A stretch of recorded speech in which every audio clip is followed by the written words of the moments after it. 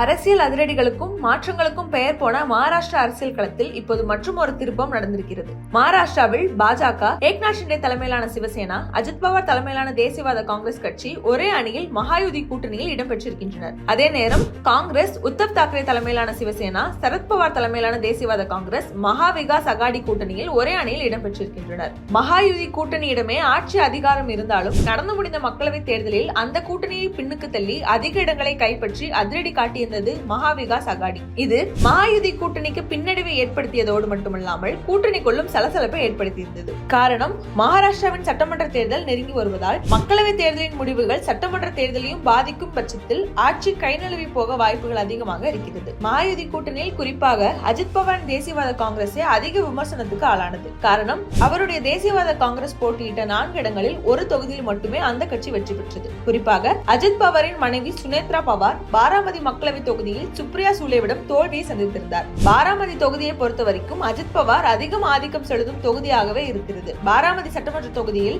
1991ஆம் ஆண்டு தொடங்கி தொடர்ந்து 7 முறை வென்று 33 ஆண்டுகளாக எம்எல்ஏ-ஆக இருந்து வருகிறார் அஜித் பவார்.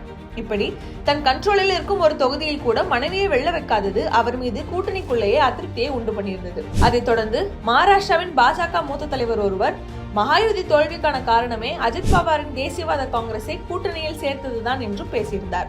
இப்படி தொடர்ந்து சர்க்கிள்களை சந்தித்து வந்தார் அஜித் பவார். இப்போது அவருக்கு மேலும் பின்னடைவை ஏற்படுத்தும் விதமாக அவர் தலைமையிலான தேசியவாத காங்கிரசிலிருந்து 4 மூத்த தலைவர்கள் கட்சியிலிருந்தே விலகுவதாக ராஜினாமா கடிதம் கொடுத்திருக்கின்றனர். புனே மாவட்டத்தில் இருக்கும் பிம்ப்ரி சிச்வட் நகரில் தேசியவாத காங்கிரசின் தலைவர் அஜித் கவஹானே உட்பட 4 விலகி இருக்கிறது பரபரப்பை உண்டு பண்ணியிருக்கிறது. அஜித் கவஹானே மற்றும் பிம்ப்ரி சிச்வட் நகரில் மாணவர் அணியில் இருக்கும் யாஷ் ஷேன் மற்றும் ராகுல் போஸ்லே, பங்கஜ் பாலேக்கர் தான் கட்சியிலிருந்து விலகி இருக்கின்றனர். இந்த 4 சரத்பவார் தலைமையிலான தேசியவாத காங்கிரஸில் இணைவார்கள் என்றும் எதிர்பார்க்கப்படுகிறது. கடந்த ஆண்டு தேசியவாத காங்கிரஸ் சரத்பவார் அணி, அஜித் பவார் அணி என்று 2ஆக பிளவுபட்டிருந்தது. அஜித் பவார் அணி ஆளும் பாஜக மற்றும் ஏக்நாத் ஷிண்டே சிவசேனாவுடன் கூட்டணி அமைத்ததால் அவருக்கு துணை முதலமைச்சர் பதவியுடன் அவர் அணிக்கே கட்சியின் அங்கீகாரமும் சின்னமும் வழங்கியது தேர்தல் ஆணையம். ஆனால் தேர்தல் தோல்விக்கு பின்னர் பலரும் அணி தாவுவார்கள் என்று எதிர்பார்க்கப்பட்டது. கட்சியை பலவீனப்படுத்தும் யாரும் சேர்த்துக் கொள்ளப்பட மாட்டார்கள், ஆனால் கட்சியின் பெயரை, மரியாதையை கெடுக்காதவர்கள் சேர்த்துக் கொள்ளப்படுவார்கள் என்று ஏற்கனவே சரத்பவாரும் சொல்லியிருந்தார். இப்போது அதற்கான ஆரம்பமாகவே இந்த 4 ராஜினாமா பார்க்கப்படுகிறது.